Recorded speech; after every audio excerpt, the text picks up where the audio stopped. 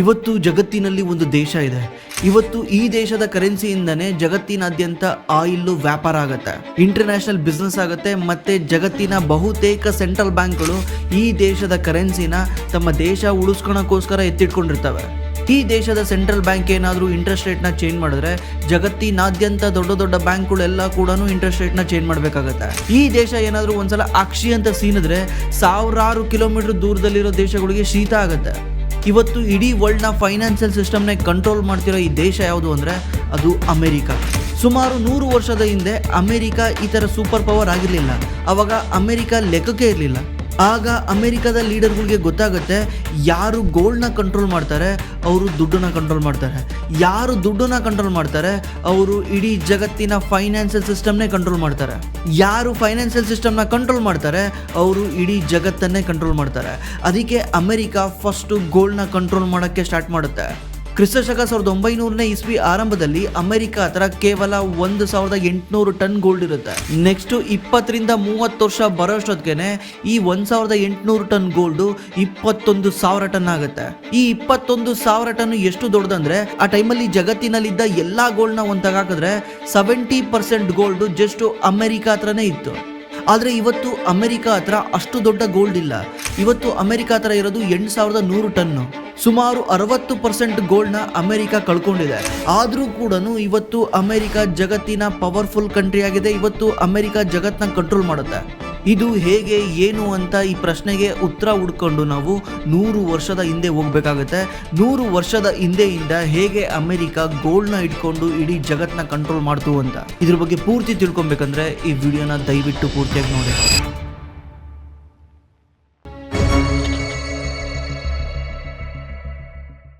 ಇವತ್ತು ನಿಮ್ಮ ಹತ್ರ ಏನಾದರೂ 500 ರೂಪಾಯಿ ಇದ್ರೆ ಅಥವಾ ಬ್ಯಾಂಕಲ್ಲಿ 5 ಲಕ್ಷ ರೂಪಾಯಿ ಇದ್ರೆ ನೀವು ಇದನ್ನ ದುಡ್ಡು ಅಂತ ಪರಿಗಣಿಸ್ತೀರಾ. ಯಾಕಂದ್ರೆ ಇದ್ರ ಹಿಂದ್ಗಡೆ ಗೌರ್ಮೆಂಟ್ ಬ್ಯಾಕಿಂಗ್ ಇದೆ, ಮತ್ತೆ ಇದರಲ್ಲಿ RBI ಸೈನ್ ಮಾಡಿದೆ. ಬಟ್ 100 ವರ್ಷಗಳ ಹಿಂದೆ ದುಡ್ಡು ಅಂದ್ರೆ ಜಸ್ಟ್ ಒಂದು ನೋಟ್ ಆಗಿರ್ಲಿಲ್ಲ. ಆ ಟೈಮಲ್ಲಿ ಪೇಪರ್ ಕರೆನ್ಸಿ ಅಂದ್ರೆ ಅದು ದುಡ್ಡಲ್ಲ, ಅದೊಂದು ಪ್ರಾಮಿಸ್ ಇದ್ದಂಗೆ. ನಿಮ್ಮ ಹತ್ರ ಏನಾದರೂ 500 ರೂಪಾಯಿ ಇದೆ ಅಂದ್ರೆ ಆ 500 ರೂಪಾಯಿನ ನೀವು ತಗೊಂಡೋಗಿ ಗೌರ್ಮೆಂಟಿಗೆ ಕೊಟ್ಟಿದ್ದೀರಾ ಅಂದ್ರೆ ಗೌರ್ಮೆಂಟ್ ನಿಮಗೆ 500 ರೂಪಾಯಿ ಬೆಲೆ ಬಾಳೋ ಗೋಲ್ಡ್ನ ವಾಪಸ್ ಕೊಡಬೇಕಿತ್ತು. ಇದನ್ನೇ ಗೋಲ್ಡ್ ಸ್ಟ್ಯಾಂಡರ್ಡ್ ಅಂತ ಕರಿತಿದ್ರು. ಆ ಟೈಮಲ್ಲಿ ನಿಜವಾದ ವೆಲ್ತ್ ಅಂದ್ರೆ ಅದು ಗೋಲ್ಡ್ ಆಗಿತ್ತು. ಕರೆನ್ಸಿ ಜಸ್ಟ್ ಒಂದು ಪೇಪರ್ ಇದ್ದಂಗೆ, ಒಂದು ರೆಸೀಟ್ ಇದ್ದಂಗೆ. ಈ ರೆಸೀಟ್ ನ ಯೂಸ್ ಮಾಡಿಕೊಂಡು ಜನ ಟ್ರಾನ್ಸಾಕ್ಷನ್ ಮಾಡೋರು. ಬಟ್ ಅದ್ರ ಹಿಂದ್ಗಡೆ ಗೋಲ್ಡ್ ಇರ್ತಿತ್ತು. ಅದಕ್ಕೇನೆ ಆ ಟೈಮಲ್ಲಿ ಯಾವ ಕಂಟ್ರಿ ಪವರ್ಫುಲ್ ಅಂತ ಕಂಡಿಡಿಯಕ್ಕೆ ಆ ಕಂಟ್ರಿ ಹತ್ರ ಎಷ್ಟು ಗೋಲ್ಡ್ ಇದೆ ಅಂತ ಚೆಕ್ ಮಾಡೋರು. ಯಾವ ಕಂಟ್ರಿ ಹತ್ರ ಜಾಸ್ತಿ ಗೋಲ್ಡ್ ಇದೆ ಆ ಕಂಟ್ರಿ ಪವರ್ಫುಲ್, ಯಾವ ಕಂಟ್ರಿ ಹತ್ರ ಕಮ್ಮಿ ಗೋಲ್ಡ್ ಇದೆ ಆ ಕಂಟ್ರಿ ವೀಕ್ ಅಂತ. ಆ ಟೈಮಲ್ಲಿ ವರ್ಲ್ಡ್ ಫೈನಾನ್ಸ್ನ ಕ್ಯಾಪಿಟಲ್ ಅಂದ್ರೆ ಅದು ಅಮೆರಿಕ ಆಗಿರಲಿಲ್ಲ, ಬ್ರಿಟನ್ ಆಗಿತ್ತು, ಅಂದ್ರೆ London. International trade, banking decision, insurance, ಈ ತರ ಬಹುತೇಕ ಫೈನಾನ್ಷಿಯಲ್ ಡಿಸಿಷನ್ ಅಲ್ಲಿಂದನೇ ಆಗ್ತಾ ಇತ್ತು. ಅಮೆರಿಕ ಆಗ್ತಾನೆ ಬೆಳೀತಾ ಇತ್ತು. 1914ರಲ್ಲಿ ಅಮೆರಿಕದ ಹತ್ರ 1800 ಟನ್ ಗೋಲ್ಡ್ ಇರುತ್ತೆ.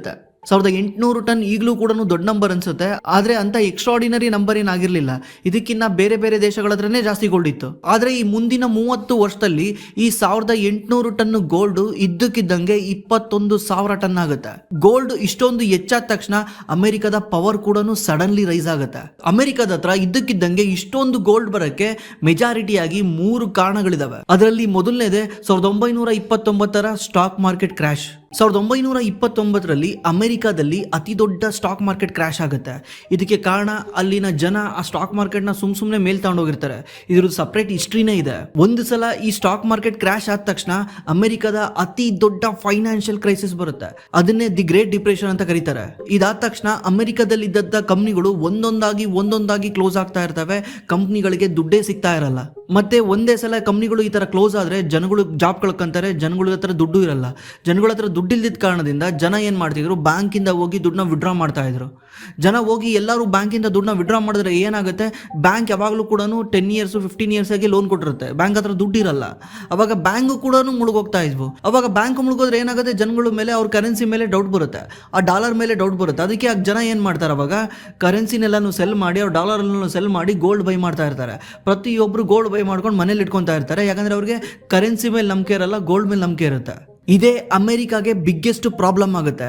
ಯಾಕಂದ್ರೆ ಈಗ ಇವ್ರಿಗೆ ಗೋಲ್ಡ್ನ ಕೊಡಬೇಕಂದ್ರೆ ಅಮೆರಿಕದ ಸೆಂಟ್ರಲ್ ಬ್ಯಾಂಕು ಇವ್ರಿಗೆ ಗೋಲ್ಡ್ನ ಸೆಲ್ ಮಾಡಬೇಕಾಗಿರುತ್ತೆ. ಅವರು ಡಾಲರ್ನ ಅಮೆರಿಕನ್ ಸೆಂಟ್ರಲ್ ಬ್ಯಾಂಕ್ ಬೈ ಮಾಡಿ ಅವ್ರ ಹತ್ರ ಗೋಲ್ಡ್ ರಿಸರ್ವ್ಸ್ನ ಜನಗಳಿಗೆ ಕೊಡಬೇಕಾಗಿರುತ್ತೆ. ಯಾಕಂದ್ರೆ ಆಗಿನ ಸಿಸ್ಟಮ್ ಇದ್ದಿದ್ದೆ ಹಂಗೆ. ಅವಾಗ ಏನಾಗ್ತಾ ಹೋಗ್ತಾ ಇರುತ್ತೆ, ಅಮೆರಿಕ ಹತ್ರ ಗೋಲ್ಡ್ ರಿಸರ್ವ್ಸ್ ದಿಸದಿಂದ ದಿಸಕ್ಕೆ ಕಡಿಮೆ ಆಗ್ತಾ ಹೋಗ್ತಾ ಇರುತ್ತೆ. ಆಗ ಆ ಟೈಮಲ್ಲಿ ಅಮೆರಿಕದ ಪ್ರೆಸಿಡೆಂಟ್ ಆಗಿದ್ದ ಫ್ರಾಂಕ್ಲಿನ್ ಡಿ ರೋಸರ್ವೆಲ್ಟ್ ಅನ್ನೋರು ಒಂದು ಡಿಸಿಷನ್ ತಗೊಳ್ತಾರೆ. ಇದು ಅಮೆರಿಕದ ಹಿಸ್ಟ್ರಿನಲ್ಲೇನೆ ಕಾಂಟ್ರವರ್ಷಿಯಲ್ ಡಿಸಿಷನ್ ಅಂತ ಈಗಲೂ ಕರೀತಾರೆ. 1933 ಎಕ್ಸಿಕ್ಯೂಟಿವ್ 6102 ಅನ್ನೋ ಒಂದು ಆರ್ಡರ್ನ ಇವರು ತಗೊಂಡ್ಬರ್ತಾರೆ. ಆ ಆರ್ಡರ್ ಪ್ರಕಾರ ಜನಸಾಮಾನ್ಯದ ಹತ್ರ ಇದ್ದ ಎಲ್ಲ ಗೋಲ್ಡ್ ಕಾಯನ್ನು, gold receipt, gold certificate, gold jewellery ಪ್ರತಿ ಒಂದನ್ನು ಅವರು ಗೌರ್ಮೆಂಟಿಗೆ ತಂದು ಸಬ್ಮಿಟ್ ಮಾಡಬೇಕಾಗಿರುತ್ತೆ. ಇದರಿಂದ ಗೌರ್ಮೆಂಟ್ ಅವ್ರಿಗೊಂದು ಪ್ರೈಸ್ ಕೊಡುತ್ತೆ.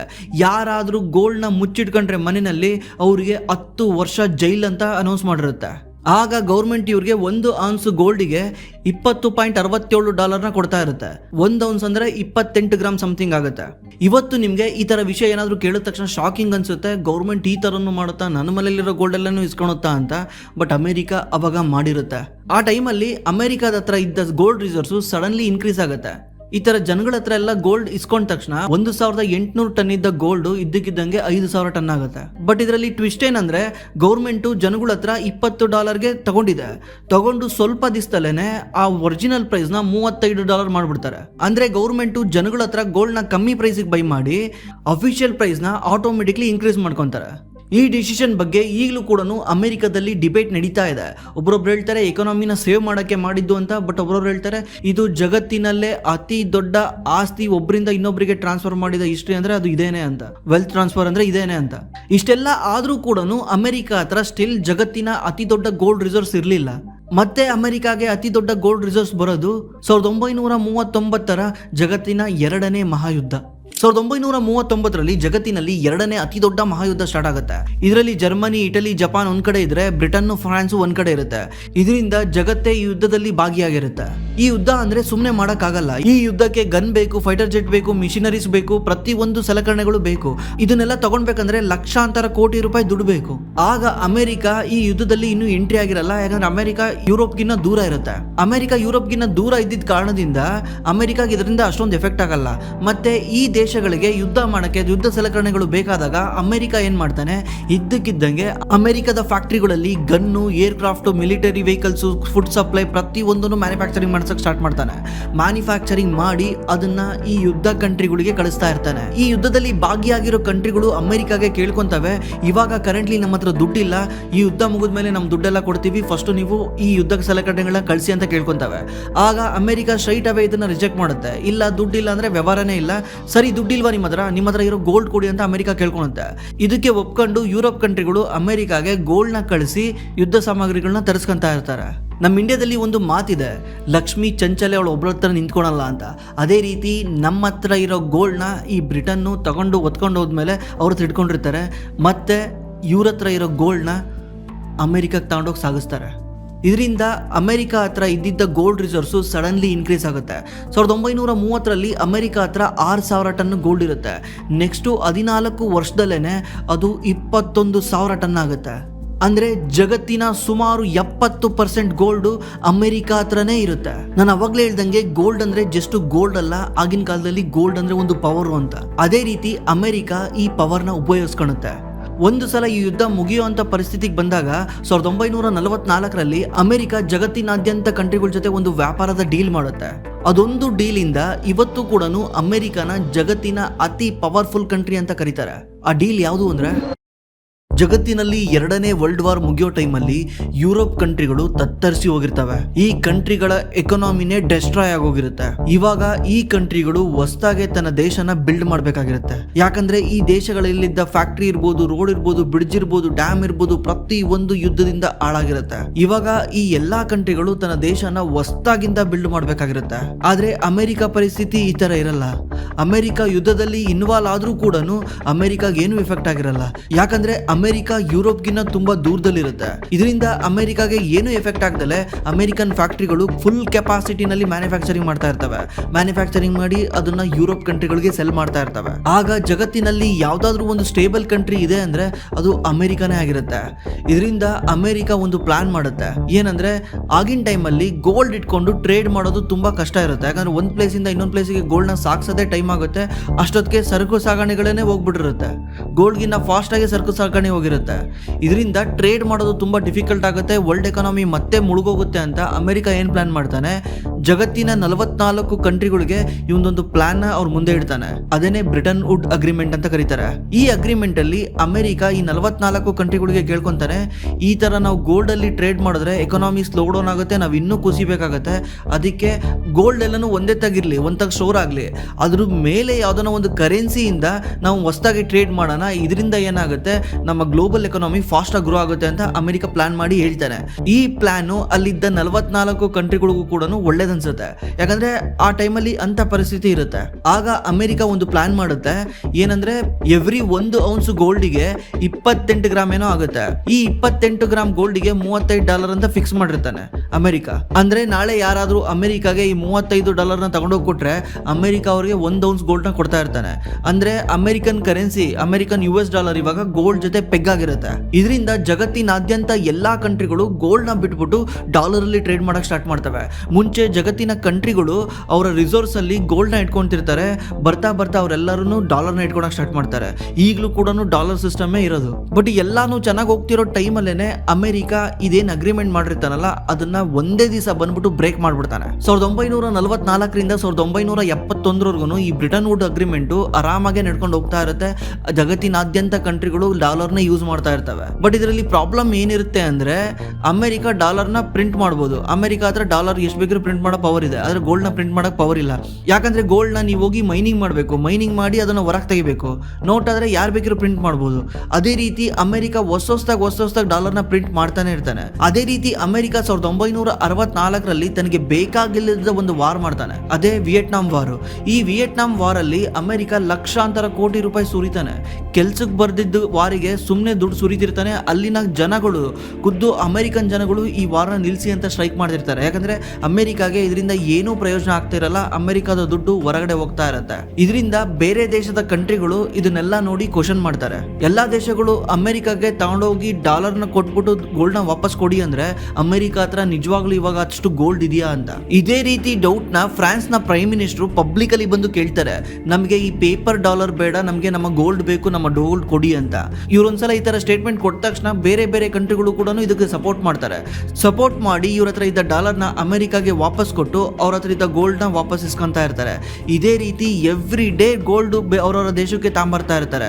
ಒಂದ್ ಟೈಮಲ್ಲಿ ಎಲ್ಲಾ ದೇಶಗಳು ತಗೊಂಡೋಗಿ ಅವ್ರ ಗೋಲ್ಡ್ ನ ಅಮೆರಿಕದಲ್ಲಿ ಇಡ್ತಾ ಇದ್ರೆ ಇವಾಗ ಅಮೆರಿಕದ ಗೋಲ್ಡ್ ಇವ್ರ ದೇಶಕ್ಕೆ ವಾಪಸ್ ತರಿಸ್ಕೊಂತಾ ಇರ್ತಾರೆ. ಇದರಿಂದ ಅಮೆರಿಕದ ಹತ್ರ ಇದ್ದ ಗೋಲ್ಡ್ ರಿಸರ್ವ್ಸ್ ದಿಸದಿಂದ ದಿಸಕ್ಕೆ ಕಮ್ಮಿ ಆಗ್ತಾ ಬರುತ್ತೆ. ಈಗ ಅಮೆರಿಕಾಗೆ ಉಳಿದಿದ್ದು ಎರಡೇ ಆಪ್ಷನ್. ಒಂದು, ಈ ತರ ಗೋಲ್ಡ್ ನ ತಗೊಂಡೋಗಕ್ಕೆ ಬಿಡೋದು. ಈ ತರ ತಗೊಂಡೋಗಕ್ಕೆ ಬಿಟ್ರೆ ಏನ್ ಪ್ರಾಬ್ಲಮ್ ಅಂದ್ರೆ ಅಮೆರಿಕಾದಲ್ಲಿ ಇನ್ನೊಂದು ಸ್ವಲ್ಪ ದಿವಸದಲ್ಲೇನೆ ಇರಾಬರ ಗೋಲ್ಡ್ ಎಲ್ಲ ಖಾಲಿ ಆಗುತ್ತೆ. ಯಾಕಂದ್ರೆ ಅಮೆರಿಕ ಅಷ್ಟು ಡಾಲರ್ ನ ಪ್ರಿಂಟ್ ಮಾಡಿರುತ್ತೆ. ಅಷ್ಟು ಡಾಲರ್ ವಾಪಸ್ ತಂದು ಕೊಟ್ಟರು ಕೂಡ ಇವ್ರ ಹತ್ರ ಕೊಡಕ್ಕೆ ಅಷ್ಟೊಂದು ಗೋಲ್ಡ್ ಇರಲ್ಲ. ಎರಡನೇ ಆಪ್ಷನ್ ಈ ಅಗ್ರಿಮೆಂಟ್ ನೇ ಕ್ಯಾನ್ಸಲ್ ಮಾಡೋದು. ಅದೇ ರೀತಿ 1971 ಆಗಸ್ಟ್ 15ನೇ ತಾರೀಕು ಅಮೆರಿಕದ ಪ್ರೆಸಿಡೆಂಟ್ ಆಗಿರೋ ರಿಚರ್ಡ್ ನಿಕ್ಸನ್ ಟೆಲಿವಿಷನ್ ಅಲ್ಲಿ ಬಂದು ಒಂದು ಅನೌನ್ಸ್ ಮಾಡ್ಬಿಡ್ತಾರೆ, ಇನ್ಮೇಲಿಂದ ನಾವು ಅಮೆರಿಕನ್ ಡಾಲರ್ ನ ಗೋಲ್ಡ್ ಗೆ ಕನ್ವರ್ಟ್ ಮಾಡಲ್ಲ ಅಂತ. ಅಂದ್ರೆ ಇನ್ಮೇಲಿಂದ ನೀವು ಈ ಡಾಲರ್ ನ ಅಮೆರಿಕಕ್ಕೆ ತಗೊಂಡೋಗಿ ಕೊಟ್ಟರು ಕೂಡ ಅಮೆರಿಕ ಗೋಲ್ಡ್ ಕೊಡಲ್ಲ. ಈ ತರ ಅಗ್ರಿಮೆಂಟ್ ನೇ ಕ್ಯಾನ್ಸಲ್ ಮಾಡ್ಬಿಡ್ತಾರೆ. ಒಂದ್ ಟೈಮ್ ಅಲ್ಲಿ ಅಮೆರಿಕದ ಗೋಲ್ಡ್ ರಿಸರ್ವ್ಸ್ 1800 ಮೆಟ್ರಿಕ್ ಟನ್ ಇರುತ್ತೆ. ಕೆಲವೇ ವರ್ಷಗಳಲ್ಲಿ ಇದು 21,000 ಮೆಟ್ರಿಕ್ ಟನ್ ಆಗುತ್ತೆ.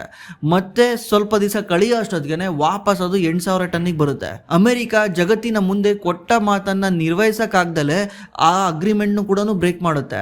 ಆದ್ರೂ ಕೂಡ ಜನ ಸ್ಟಿಲ್ US ಡಾಲರ್ನೇ ಯೂಸ್ ಮಾಡ್ತಾ ಹೋಗ್ತಾರೆ. ಇವಾಗ್ಲೂ ಕೂಡ US ಡಾಲರೇ ಜಗತ್ತಿನಾದ್ಯಂತ ಫೇಮಸ್ ಇದೆ. ಇದಕ್ಕೆ ಯಾಕೆ ಏನು ಅಂತ ಕಂಪ್ಲೀಟ್ ಅದಕ್ಕೆ ಸಪರೇಟ್ ಸಪರೇಟ್ ವಿಡಿಯೋನೇ ಬೇಕು, ಈ ವಿಡಿಯೋದಲ್ಲಿ ಎಕ್ಸ್ಪ್ಲೇನ್ ಮಾಡಿದ್ರೆ ತುಂಬಾ ಲೆಂತ್ ಆಗುತ್ತೆ. ಇವತ್ತು ಅಮೆರಿಕದ US ಡಾಲರ್ ಎಷ್ಟು ಡೀಪ್ ಇದೆ ಅಂದ್ರೆ ಆಲ್ಮೋಸ್ಟ್ ಬೇರೆ ದೇಶಗಳಿಗೆ ಇದನ್ನ ಬ್ರೇಕ್ ಮಾಡೋದು ತುಂಬಾ ಕಷ್ಟ. ಸುಮ್ನೆ ಎಷ್ಟೊಂದು ಜನ ಬಂದು ಹೇಳ್ಬೋದು ಬ್ರಿಕ್ಸ್ ಕರೆನ್ಸಿ ತರ್ತೀವಿ, ಆ ಕರೆನ್ಸಿ ತರ್ತೀವಿ ಅಂತ. ಸ್ಟಿಲ್ ಅಮೆರಿಕದ US ಡಾಲರ್ ನ ಬ್ರೇಕ್ ಮಾಡೋದು ಇಷ್ಟು ಅಲ್ಲಾಡ್ಸಕ್ಕಾಗಲ್ಲ, ಯಾಕಂದ್ರೆ ಅಷ್ಟು ಡೀಪ್ ಆಗಿ ಒಳಗೋಗಿದೆ ಅದು. ಆ ಸಿಸ್ಟಮ್ ಅಷ್ಟು ಸ್ಟ್ರಾಂಗ್ ಇದೆ. ಇದ್ರ ಬಗ್ಗೆ ಮತ್ತೆ ಯಾವಾಗಾದ್ರೂ ವಿಡಿಯೋ ಮಾಡಿ ಎಕ್ಸ್ಪ್ಲೇನ್ ಮಾಡ್ತೀನಿ. ಬಟ್ ಕಾಮಿಡಿ ಏನಂದ್ರೆ ಇವತ್ತು ಕೂಡ ಜಗತ್ತಿನಲ್ಲೇ ಹೈಯೆಸ್ಟ್ ಗೋಲ್ಡ್ ರಿಸರ್ವ್ಸ್ ಇರೋದು ಅಮೆರಿಕ ಹತ್ರನೇ. ಇವಾಗ ಗೊತ್ತಾಗಿರುತ್ತೆ ನಿಮ್ಗೆ ಅಮೆರಿಕ ಹತ್ರ ಯಾಕೆ ಈಗಲೂ ಕೂಡ ಅಷ್ಟೊಂದು ಗೋಲ್ಡ್ ರಿಸರ್ವ್ಸ್ ಇದೆ ಅಂತ.